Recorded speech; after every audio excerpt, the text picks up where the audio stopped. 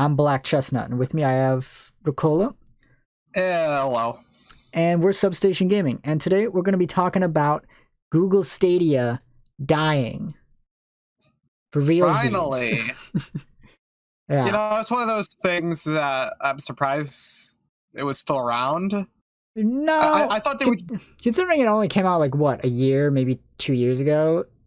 I think right? it was exactly 3 years. I 3 think years. Okay. Nearly exactly 3 years, I think. Yeah. There was a countdown for the 4-year mark because that's when most Google services shut down. Right. Someone had a countdown ready. Did this last longer than Google Plus? This lasted longer than Google Plus. That's surprising. But nobody liked Google Plus. No, never mind. Other way around. Yeah, Google Plus went longer, right? And longer. Oh, okay. Sorry, other way around. Yeah, Google Plus is a lot longer. Right. Sorry, I got that backwards. Yeah, but you know, in the end, Bob still won. He did. But yeah, I thought this was just gonna be like Google Plus, or they just forget it exists and they just leave it up until like years from now. They're like, oh wait, we forgot to shut this down. Okay, here it's gone now. Yeah. But this, I don't know. I mean, like this, I'm sure they were hemorrhaging money just keeping it up. You know. Yeah. Like this is something you have to have like big servers, maintaining it and whatnot. Yeah. And I assume the income wasn't that great. I can't imagine they made any money off this, to be completely honest. I mean, I'm sure they never made any profit on it, but I can't imagine they had any like money returning at all. Yeah, I understand why they want to do game streaming. A lot of companies, even if I hate it, it's kind of, it's like, oh, we can completely get rid of stuff like GameStop now with like game streaming. Yeah, and you don't even own your games I anymore. get it from like Google's perspective because they're looking at this like this is our way of getting into the games market, which is such a big landscape and whatnot. But I think that mostly just failed for the main factor of no one wants to play games live streamed through a cloud service. Like nobody wants this, It's like, it might look decent on paper, but it never works in reality, and everybody knows it's not going to actually work. Because unless you have like a LAN with their servers, it's never going to be perfect. Yeah, right. And it's like nobody wants to play a game with lag, with like massive amounts of delay, which is what you're going to have, right? It's like something like that is expected to a degree in like multiplayer games. Right? And you try to keep it down as much as possible. But like for a single player game, if you're just playing a random single player game, no one's gonna put up with that shit. Yeah. And it's not just like input lag. You get like visual fidelity lag too. Like it doesn't look as nice. Like, like they'll have to like lower the video quality as you're playing, and it's like Yeah. On top of also just needing to have like a great internet connection just to begin with in order for it to work at all. Which is not something that everybody has. I know, yeah. I don't know what they were thinking. Yeah. It's like, oh, but you can stream it onto your phone. It's like, yeah, but nobody wants to play it on their phone. It's the same reason why nobody streams, like, blockbuster movies on their phone. Well, they do. They do, but, like, most people would rather have a TV. Yeah, exactly. Like, I'll play games on my phone, but not like console games. Like, what was that one like movie director who was like really offended by people watching David Lynch. Yeah, David Lynch. Yeah. Twin Peaks. Yeah. Watch a movie on your fucking telephone. Get real. So he was so mad. He's right. I've watched plenty of things on my phone. I've watched I watched A Hateful Eight to my phone. That's the only place I've ever watched that. It's a Tarantino movie. The only time I've ever watched like anything on my phone, right, is like when I was in high school and I would watch like some YouTube videos on my phone during like study halls and shit. Yeah. I've watched a lot because any other time where I'm like, well, I don't want to. It's like any other time. It's like either it's like, well, it's like I'm at work, so obviously I can't just watch a fucking movie at work, you know. It's like I might be able to sneak like a scroll through my Twitter timeline, you know, for a minute, but it's like I can't watch a goddamn movie. You're not trying hard enough. I've seen some people trying harder. Like I had a coworker once who watched entire episodes of Mystery Science Theater 3000 during work, and no one even noticed. Yeah. But it's like, or I'm like in a car, and it's like even on long car rides, like I get motion sickness whenever I'm looking at a screen. I can't even like read a book, like in long car rides. I get like motion sickness instantly. So it's like I could never, like I can't play like, you know, like the Switch on like a car ride at all. That's absolutely whenever tragic, I'm on a long car ride, I just have to sit there and listen to music and look out the window. To be fair, when I'm on a long car ride, I just kind of zone out, but not being able to play any games at all at any point, Yeah. No, I just like, I can't even look at it for more than like 30 seconds. I get instant motion sickness. Yeah. You know, that's what I'm thinking with Stadia. You can't play this portably because mobile data is expensive. Yeah, exactly. So it's like maybe if you had like the unlimited data things, but those are usually slower, so they wouldn't be good for Stadia. So yeah. Plus, like they made you spend like so much upfront just to like use the service, you know?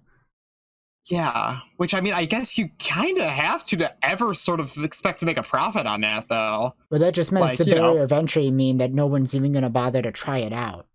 I know, yeah. It's like if you're interested in games, you already own a console, you know? There were some weird exclusives. Yeah. Which, you know, I hope those all get off. I mean, they will eventually. Probably. But I can't imagine that any of their contracts are like forever ever. Yeah.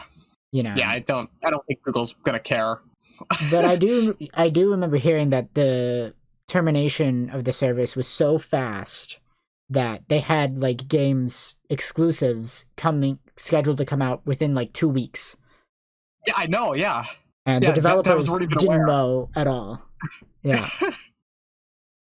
And I mean, hopefully, I don't think there was even an official announcement. I think that's Yeah, well, hopefully for those developers and stuff, they get to keep the Google money they did from signing the exclusivity contracts and still get to release it on Steam or something, you know? I know. Hopefully. I know, yeah. Because if that's the case, then that's kind of like best of both worlds, where it's like, oh, we just got a free paycheck to make the game, and we don't even have to bother with the exclusivity clause anymore.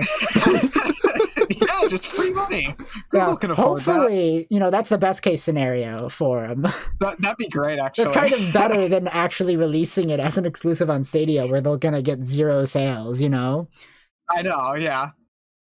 Because I'm sure that the only reason why anyone took Stadia exclusivity deals was for the only fact that Google would, you know, bankroll their game, you know? I assume it's probably a similar payment as, like, movie streaming services, where they just give you, like, I think it's just, like, a flat licensing fee. They, like, it's not even based on, like, if no one ever even plays your game, they'll still pay you. Exactly. I'm sure that's I'm sure that the deals were one. So it's like, look, even if no one buys or plays our game, right? We still will go even, at least. Yeah. So we're fine. You know? Yeah. You know, it's like when they dump movies on streaming. Like, no one's ever going to watch them, but the services still pay you money for having them on there. Yeah. Which is like, I kind of hate when people like give developers shit for taking exclusivity deals and stuff. Like, I understand I understand if you're mad because they promised it would be on previous platforms, like in a Kickstarter or something. They're like, it's gonna come to like X, Y, and Z, you know? And then they sign an exclusivity deal later. Yeah, that I understand. You know, it's like, there is on Kickstarters and stuff, there is always the asterisks. Everything is subject to change. Like, I understand of Kickstarter. Yeah. The only people I get mad at for that are, you know, the publishers for giving an exclusivity contract. That's the only people I'd be mad at. Not that I never care about the devs doing that. Hey, money for them. Yeah. Especially, I know people hate the Epic Games Store, but for real, Valve the last few years just doesn't pay that well. They No, don't give a very good I totally percentage. understand. I mean, itch.io gives a I better think the percentage. funniest the funniest Epic Game Store exclusive thing I remember seeing was like Hades. Because That was when that was in early access, it was Epic Game Store exclusive. But when it came out for full release out of early access, it was up on Steam day one. weird. So everybody went to play it after it released out of early access Weird. on Steam. Yeah. Huh.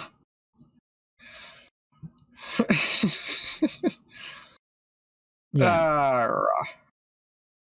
I really like when exclusives their contracts end though. Like when we keep getting all these PlayStation games on PC, and the Sony fans are getting really mad. It's really funny every time. It's a little funny. But though, here's the thing. It's like those aren't just PlayStation like exclusive contracts. Those are done by PlayStation owned studios. Oh yeah, I know, but Sony's also stopped giving a shit about a lot of their studios unless you're like the super big movie ones. But that's like all of their studios. All the other ones got closed down. Exactly. Yeah. I mean, no, I kind of get it. From the PlayStation fans' like point of view, I get it because it's like I bought the PlayStation for these exclusives. Now they're not exclusive, and now I'm like, well, why the fuck did I buy a PlayStation? Well, you bought a PlayStation and it has no games, and it never had games to begin with. Exactly. But I totally get that because I look at it like, well, I've never bought an Xbox because I never wanted any of their exclusives. Any of the exclusives I've ever wanted for Xbox, I just buy them on PC because they're all on PC. And Microsoft doesn't care because Microsoft has Windows, so they don't give a shit where you play the games. Except for that, there was a weird period up until probably the end of the Xbox One's lifespan, from the original Xbox to Xbox One, where they really did not want to get a lot of Xbox exclusives on PC. I mean, no, I get it because they were trying to sell their console, but yeah. That's just bizarre because they own both marketplaces. Yeah, it took them a little while to realize it's like, hey, these don't cannibalize each other as much as we thought they did, and it's actually just doubling up the meals for us. It's especially funny. It's just that we get to have our cake and eat it too. It's just especially funny because Games for Windows was probably bigger than Steam for a while there, and they killed it to focus even more on Xbox. But it probably could have kept being a competitor to Steam, but still today even. It could have, but nobody liked Games for Windows. Oh, it sucked, but they did have a huge market share. It's true. Yeah. But Google, you're not Microsoft. Yeah, stay out of video games. Yeah, I don't think Google Stadia was just like, it was so dead on arrival, and it would never succeed. Right? I don't really see like any way it could have ever succeeded. Like, look at the appeals of it. There's the big library of games. If you want to just pay for a huge flat library, get Xbox Game Pass. Yeah. But here's the thing with like Stadia, you didn't even get that. You have to buy each game individually. Oh yeah. Oh yeah, that sucks even more. Okay. Yeah. So yeah, I thought there was just a. Yeah, I knew that you bought some games individually. Oh. Yeah, I didn't put 2 and 2 together. I didn't realize it was that bad. It was really that bad. It's like there was just no reason to ever use the service. You know. And if you want portable games, shit, just get a Switch. Yeah, exactly. Or play on your phone. Google already has a Google Play store. Go download games off there. Or you can get like a Steam Deck. There's tons of also other Steam Deck-like systems, you know. Yeah. That are like portable handheld gaming PCs, you know. I think there is something to be said about stuff like Google Stadia. I'd say that probably is an easier sell to your average consumer than something like a Steam Deck. Because I don't think you could walk up to a lot of people on the street if they're not like that into gaming and they know what Steam is, honestly. If I'm going to be honest. No, I know a good amount of people who like are fairly casual gamers, right? And they know what Steam is, right? They play like, you know, maybe a handful of games, you know, they play like 5 different games. They'll play like FIFA, like the new Call of Duty, maybe like Civilization, stuff like that. Yeah. Handful of fairly popular titles. Yeah. Everyone's got like CS:GO, I guess, but yeah. Yeah. And like that's all they play, but they enjoy it, and they still buy the newest console, and they still have Steam on their computer, right? And they'll play whatever their Yeah. PC can run. Yeah. Yeah, I suppose it has. Yeah, I suppose it has gotten a bit different the last few years. Yeah. So it's like, and like even if you're like not a super savvy consumer, right? And you don't know all the ins and outs, you're gonna do the bare minimum amount of research on Stadia, right? Yeah. And then you're gonna get bombarded by millions of YouTube videos telling you how shitty the service is. Yeah. Right? And you're gonna be like, I guess I'm not bothering with that shit. So yeah. So how's Amazon's game streaming service going? They have one? Like Luna, right? Yeah, Amazon Luna or something. Right, yeah. That one's also probably gonna die eventually. Amazon was trying to break into games pretty hard because they made like the most expensive MMO of all time. Yes. Which I mean, I think that did all right. It was played for a week because they were giving Twitch streamers tons of money to play it. That's pretty good by MMO standards. If you're not Final Fantasy 14 or WoW, most MMOs are pretty dead on arrival. Yeah, but they remember in mind, they only lasted for a week because they paid people to play it. So everybody checked it out and was just like, this is ass. Yeah. But it's like, furthermore, honestly, I'm quite happy Google Stadia is now officially dead. Oh yeah, I hope the whole cloud streaming game stuff is just, put a pin in it. It's done. We don't bother to try again because it's really cynical, but it's kind of just the end game for a lot of bigger game companies because it's like, hey, people don't even have to like own their games anymore. They just pay us a shit ton of money and like. But you also got to factor that it's also, right, complete opposite to a lot of other companies who are trying to sell you consoles, Oh, yeah. Yeah. No, that's just... PlayStation Now was the funniest one. Yeah. Because that was Sony, who's like entirely all in on the consoles. But the thing is, like, PlayStation Now is at least like an actual Netflix style thing where you pay a some fee and you get a fuck ton of games. You know, it's not like Google Stadia where you have to pay a monthly subscription and then buy each game individually. And at least PlayStation Now, Sony eventually realized, hey, this sucks. Let's just have a PlayStation Plus that you pay a flat fee and you can download whatever games you want. Yeah. And have them. Which is a much better service. Yeah. Because streaming the games is just like a terrible experience.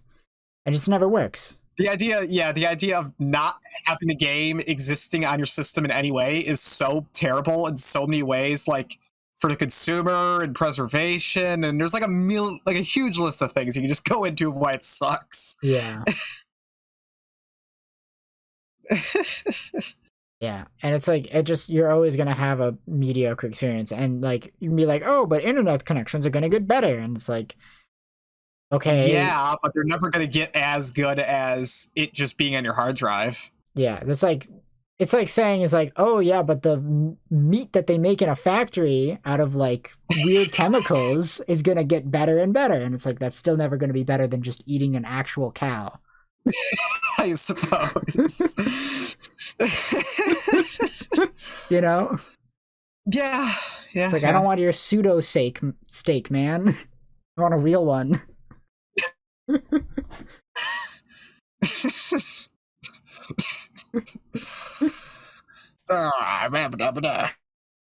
Imitation crab meat gaming.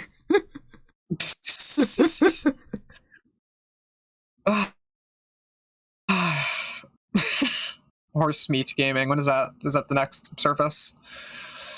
I've never had horse. Have people had horse? Yeah, people intentionally? Eat horse. I think French eat horse. People always like freak out like, oh, they're feeding you horse. And it's like, what are horse doing? I don't care. It's They're almost eating horses useless. is not that weird. They're useless these days. They're not doing anything. That's not true. They're great for gambling. Okay, fair, but that's like 12 of them. Yeah, but you got to get new ones every like 2 years. Fine, fair. But I mean, I don't know. I hold pigs in higher respect than horses. I mean, I guess you could ride a pig. Yeah, that'd be like Minecraft. But they couldn't, like, pull a carriage. Yeah, you got a big one. Yeah, but the big pig's gotta go for the big pig contest, That's true. I already got that job. Yeah. You know what? Speaking of streaming, I just remembered, there's a decent amount of games on Switch that are streaming only. Yeah. And Capcom's done it a few times. And you should never buy those versions of the games. Yeah, it's like, I think Resi 7's on Switch streaming. Like, it is. Yeah. All of the new Resident Evils are on Switch streamed. You can also play like all the Kingdom Hearts games Switch streamed, even though Switch could totally run them. Yeah, the Kingdom Hearts one is messed up because like we have those on PS3. Come on, it's like the Switch can run these games. Come on. There were PS2 games. The Switch can run Doom Eternal at like 30 FPS. It really just feels like it's there to dupe people into who didn't read the fine print. Yeah. Where it's like, oh wait, what? I can't play this portably on my Switch? Like, oh wait, why does this have like massive like delay? Yeah, I just feel so bad for a kid buying it. Like, oh boy, Mickey Mouse, I saw him in Smash Bros. I'm so excited. And then like they go to play it like at school or a car ride, and they can't because no internet. Yeah. And when they do play it at home, there's like a 5 to 10 second delay from when they press jump, which is going to make the platforming segments in Kingdom Hearts 1 super fucking impossible. Oh man, I almost want to play Kingdom Hearts 1 as like an ultimate hell experience. Like I'm critical with that now. The platforming is like the hardest part of Kingdom Hearts 1. It's like painful. I don't know why they designed the levels to be so obnoxious in Kingdom Hearts 1. Because early PS2 action RPGs suck, and Kingdom Hearts 2 is Kingdom Hearts 1 is the upper echelon of those. That's like amazing compared to most of the games of like the Bouncer. Yeah. That's why Kingdom Hearts 2 is so great, because all of the level design in that game is just a hallway filled with enemies. The level design in Kingdom Hearts 2 is kind of mediocre, but the combat's like whatever. So I wouldn't say it's...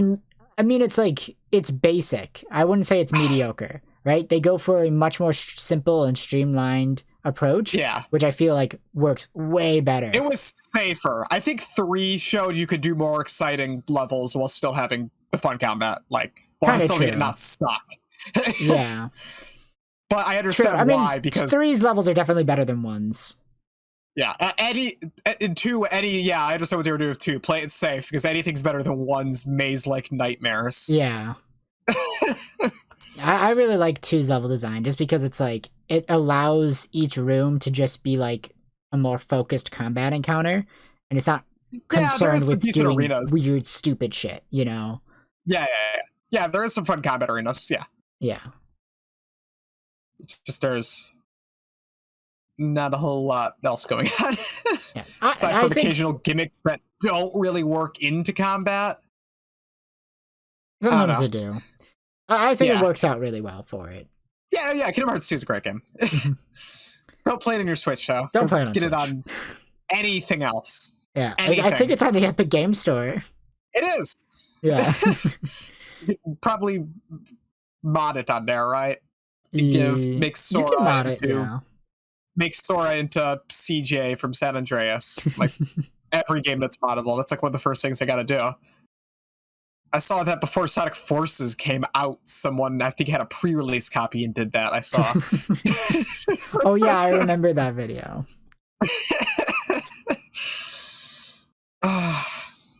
So yeah, game streaming. I hope it's dead. Just go away. Yeah. Someone's gonna try it again. They're gonna keep trying it. Hopefully, eventually, they'll fail enough times that they realize people are not buying this. I'm trying to think of other cynical, stupid stuff that they just got away with. I don't know. Tiny DLC. Yeah. That's become pretty regular. It's kind of crazy to think that the whole DLC thing is like all Bethesda's fault with their fucking horse armor. they were just they were just the first big notable example. There was plenty of games at XBLA before them. True. They were just Oblivion was just huge. We did not complain hard enough about the horse armor. Yeah. By the way, the anniversary DLC for Skyrim, which had already been on PC and PS4, just came out on Switch like 2 days ago, and it includes horse armor. And I think as an intentional dig, but they really went and made you pay for horse armor again. Can't believe they had the balls for that. Worked the first time. Yeah, I guess it did. That's really horse armor is the funniest one because it's like, what were they even? That was just for Xbox to mooch off Xbox players because they knew PC players were just going to mod the hell out of the game anyway. Yeah, they were just like, console players don't know any better. Yeah, they'll buy anything. Yeah, exactly. Yeah. You ever see like PS2 era DLC? That shit's weird. Do you know Snake Eater has DLC? No, I did not know that. On PS2, if you connect to the Konami website, this is all lost to time, but you could download unique camouflages for Snake that gave him different abilities, including Santa Claus camouflage, I believe. That's crazy. Yeah, that's I think all lost. A lot of online stuff on the PS2 days is like so rare. Yeah, like, it's the so only weird. game that I even think I owned as a kid that had like online play was like Ratchet and Clank 3. Yeah, I'm trying to think of ones. The only other one was like Ratchet Deadlocked also had it. But I never could use it because I didn't have the thing to connect online with the PS2. Although, Final Fantasy 11 MMO was a PS2 exclusive. Oh, there's a few MMOs like other on that time, like Phantasy Star and stuff. Yeah, that's true. Yeah, MMOs on a console. How did that work out? I guess just PC. So there was in like the original PS2 model, the old fat version, there was a compartment that you could store your weed in. But what it was actually intended for was inserting a hard drive into your PS2 to play MMOs like Final Fantasy 11. Did that only work just because the PC gaming market was that small in Japan? Because that would never have taken off if that wasn't that very specific situation. Like, why would you ever play an MMO on a console? Yeah. I'm pretty sure Final Fantasy 11 was also available on PC, but yeah. Yeah. Oh, I mean, these days you can play an MMO on a console fine. Like, if you play Final Fantasy on PS4, it's the same experience. Yeah, exactly. It's like back then, it was crazy. It's like you're crazy. Like there's so many peripherals you'd have to buy. Yeah. Well, I mean, like a lot of the peripherals just came with the game because it came in like a big box, you know. Like I said, like the hard drive you had to use, you know, the game came with it. Yeah. But what's weirder is paying the monthly subscription fee. Yeah. Oh, subscription fees. That's the thing that pretty much died out for games. That was pretty big in like the PS3 day. Like, even for non-MMOs, they were trying to get that for like individual like online games were trying to get like subscription fees. Yeah. Like, so that was a little weirder. So that was different. So how they did it was that it was to stop people from buying used games. So if you bought the game new, it would come with a code that would access the online modes for the game, right? But if you bought the game used, you'd have to pay like $5 for the thing, you know, on the PlayStation Store. Yeah, for some games, but there were still games there. They were like, "Hey, $10 a month. You want to keep playing multiplayer?" Yeah. I know I can't name examples off the top of my head, but they existed. Weren't those mostly for like free to start games or whatever? They were sort of, because I remember, like, for example, like the Uncharted 3 multiplayer was free, even if you didn't own the single player camp stuff. But if you were playing the free to play version, you had to like watch ads. Yeah, they were figuring shit out that era. Speaking of which, I was really happy Google Stadia was dead on arrival and did not sustain at all, because you know for a fact they would have started putting in ads eventually onto that fucking shit. I'm like almost desensitized to that. You know, like Street Fighter V already has ads at this point. I'm like desensitized. Did you know there was an outfit in Street Fighter V where you put it on, it would put an ad on the back of your character's outfit, and you'd get like extra currency from the match if you equip that? That was real. That's crazy. God, fighting games are like fucking dead. What was that? Wait, what's that? Fighting games, all of them. Fighting games are going great. They're adding rollback to Guilty Gear Zerd.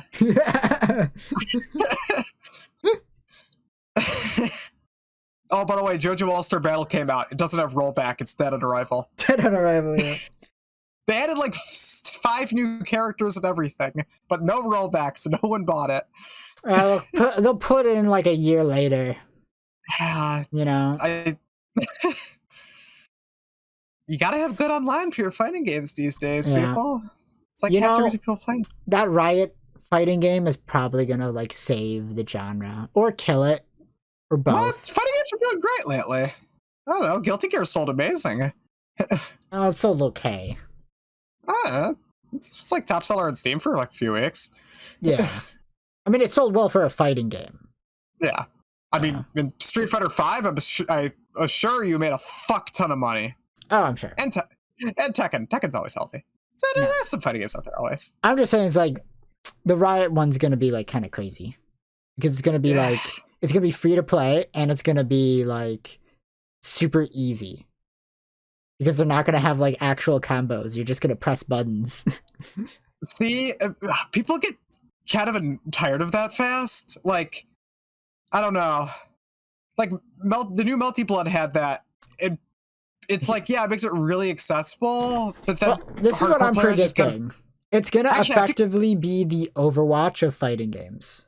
Yeah, actually, Melty Blood, I believe, is actually patching it to add the option to remove the ability to just mash combos if you want, which might actually make the game a lot more fun. Yeah, but yeah, I think the Riot fighting game is gonna end up being like, you know, it's gonna be like the Overwatch of fighting games, where it's like big casual thing and probably a big initial. It's gonna be fairly successful. The competitive scene is only going to stick around because Riot will vomit money into it to ensure that it's a thing, right? Yeah, it's exactly Overwatch. Yeah.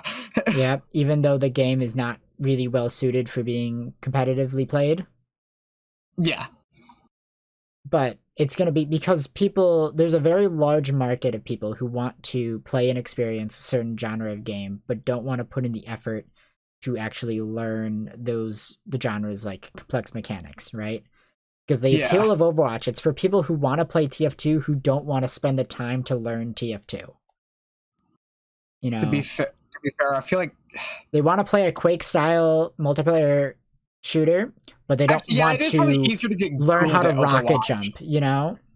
Because, you know, honestly, I'd argue TF2 is easier to jump in and have fun with. Well, that's because TF2 is just inherently a much more fun game than Overwatch. TF2 was never designed to be a competitive game. It was designed to be a game that you jump into a hub and shoot people. That's true. And there's a lot of design factors that go into why, even if you suck and you're getting kicked in the shins all game, you know, you're still going to have a lot of fun. Yeah, but Overwatch was designed to be a competitive game. You know, you have 6-player teams, and you're taking everything very seriously, you know. Where it's TF2, it's like, if you just keep playing the game, you eventually are going to start pub stomping. You know, you'll eventually get good enough. You could probably put hundreds of hours into TF2 and never even think about playing it seriously. Oh, yeah. Like, in a way, like Overwatch, it's like when I play TF2, I don't play it seriously, but that doesn't mean I'm not going, to play the game to win and have fun and still like kill people, With something like Overwatch, it's like you kind of have to play it with a competitive mindset, or you're just not going to have fun. Sort of. Yeah, I don't know. No, I get what you mean. You don't even have to work with your team, and you could probably pub stomp. Yeah.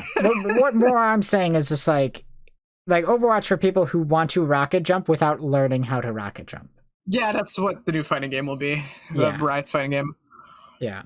Which is kind of interesting because their card game is like kind of the exact opposite.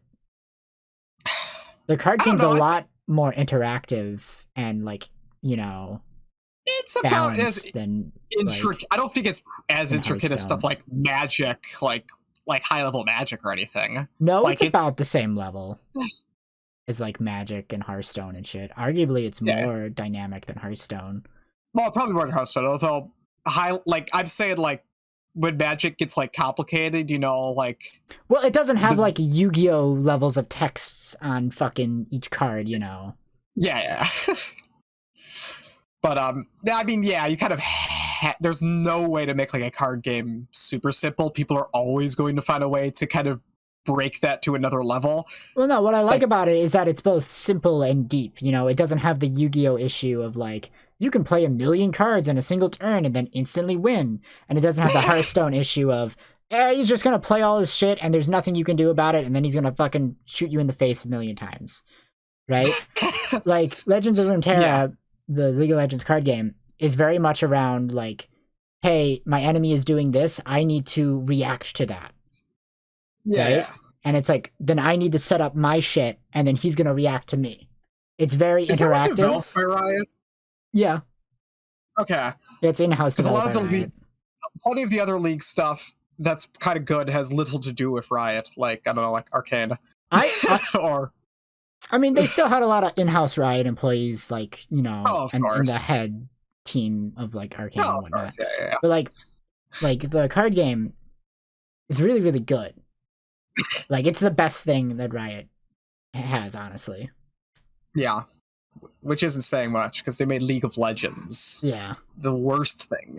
And Valorant, which is just CSGO, but like worse. That game's like fake. I've never seen footage of that game in my life. But like, I keep seeing like people play like, oh yeah, the Valorant tournament, $5 billion prize pool. It's like, what? People play this? Yeah. What? You should try Legends of Runeterra. It's really fun. There's like a really good deck right now. It's Heimerdinger Nora. Cool. Yeah. Heimerdinger, he's the engineer from Team Fortress 2. Yes. Yeah, Heimerdinger's really fun in Legend of Terra. How he works is when you play a spell card, he generates a free unit that is equivalent to the mana cost of the spell you played. Huh. So, like, if you play a 5-mana spell, he'll play, like, a 5-mana unit with, like, a specific keyword and, like, stat line. Oh, cool. And, like, each one is, like, a different keyword and, like, different stats and whatnot. Card games. Like, I played Slay the Spire obsessively for, like, a few days, and now, I can't go back to it. Because it's like I just got so burnt out. Legends of Runeterra has a Slay the Spire card game, like, game mode. That's cool. Yeah, it has like a single player game mode where it's just effectively like Slay the Spire, more or less. I'm just afraid that I'll get incredibly addicted to it and get either super burnt out really fast or stay addicted to it. I don't want that. I like playing a variety of games. I know I sound like I'm just shilling Legend of Terra, but it's like actually shocking how good of a card game it is. Yeah. It's like, it's not scummy in its monetization at all. All the cards are free. It's insanely easy to get them. Like, they don't, like, you can't even, like, buy them for, like, real money. I mean, you can, but there's just no reason to. Because they vomit the regular currency and, like, vomit card packs at you for free, like, to an insane degree. You know? It's like, in fact, it's so, like, not bad monetization that Riot is not making any money on the game. Oh, great! Then I can definitely encourage it. Yeah, like they mostly just use it as a means to like expand the lore of the universe, so that when they finally release their MMO, they have all they're these like desperately trying to get the universe to make sense. Come yeah. on. We gotta figure out all this nonsense that we've done over like the last decade. Yeah.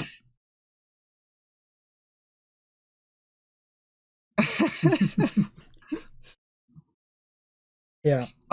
So the moral of the story is that the League of Legends fighting game is going to be a Stadia exclusive, right? That's what this whole podcast is about, right? Yes. Right? We're here. We got to check. We're going to announce it right here. Yeah. I guess we were supposed to be talking about Stadia, weren't we? Well, I think we crapped on it enough. You know, Yeah. it's just spitting on its grave now. Yeah. But I mean, that's all we're here to do. I don't suppose there's much else to say on it. I was there. No. Okay, so that's about it. Thanks for listening to the show. Wow. Stadia really is dead. I hope you didn't spend any money on it, but if you did, apparently Google refunded you for every purchase you made on Stadia. That's way too generous. That's shocking. At least the 12 game journalists who had to buy a game on Stadia, you know, to test it out for write an article for their like webpage or whatever, got refunded. Oh, and that one guy who bought Celeste on Stadia and went to speedrunning.net and was really mad there was no Stadia category for speedrunning. That one guy. Oh, I'm glad he got his money back. Yeah. Now he's gonna have to go buy it on GOG. Oh. Or itch.io. Or Epic Game Store. Or Steam. Good. Steam, yeah. Oh, don't buy it on Steam. You know, I own probably like 30 games on GOG. I've just never own played. 2 copies of Celeste. Do you? Yeah, I have it on itch.io and I got it on Epic Game Store. It's better my 3 copies of Resident Evil 5, and I've gotten very close to buying a 4th copy, and I don't even like Resident Evil 5 that much. I also technically own 2 copies of The Messenger. Because I got it for free on Epic Game Store at one time. Oh, those itch.io bundles where I when they give you like hundreds of games. I've bought plenty of games that are in those. I just never knew they were into bundles because I just have so many games in there. I know. I'll buy them and be like, "This is a lot of games. What a great value!" And then I'll never play any games from them because their list is too big to go through. I've played a few. I played a few. I found some good stuff, but yeah. Yeah. Any other gaming news? No. No. There's a Mario trailer coming out soon. We'll probably do a little thing on that. Yeah. Steam's not allowing Chaos Head on Steam. Yeah. Can't believe that. They're gonna have to put it on GOG. Even though it's being sold in stores, was rated by the ESRB, and is releasing on Switch uncensored. So I don't know what Valve's on about, but they'll allow furry Hitler on Steam. Right? So much running there, Gaben. I don't know. Have you played Gloomwood yet? No. I gotta. Yeah. And Ultra Kill. Yeah. I've had a bit of an Elder Scrolls obsession lately. It's kind of all I've been playing lately. Yeah. How many you play in what, Morrowind? Morrowind and Skyrim on the Switch. Yeah, you ran into Urgot. He is Urgot, and I hate that. He's so cool, but he's Urgot. Yeah. Yeah. I've mostly just been playing Splatoon 3. Cool. Yeah. We should talk about games we've just been playing lately sometimes on a podcast. That'd probably be more entertaining than news half the time. I mean, probably. But I don't think anybody's watching these anyway, so. That's true. But you know, you throw it out there, you get like 8 views, and hey, who knows? Yeah, 8 views. I think 6 of them are usually mine. What are you gonna do? Anyway, thanks for listening. I can't believe you made it to Thank you this a lot. part. It's like, if I was listening to this, I would have clicked off way sooner because it's like, they stopped talking about Stadia and then just started talking about League of Legends for some fucking reason. But at least we didn't talk about Hey, League of Legends. We just talked about League of Legends adjacent properties. I refuse to talk about real League of Legends Yeah, because I don't even play it anymore, and I won't. I will not go back. yeah. You should check out the card game. It's really good. It's like I actually will. really fun. I will eventually. Download it on my phone. I need something on my I know phone. it's not degenerate like actual League because it's a single player card game. I know. I never have to communicate with other people. I know. It's great. But yeah. Bye Have bye. a good night, everybody. What day? I don't know when you're watching this. Dusk.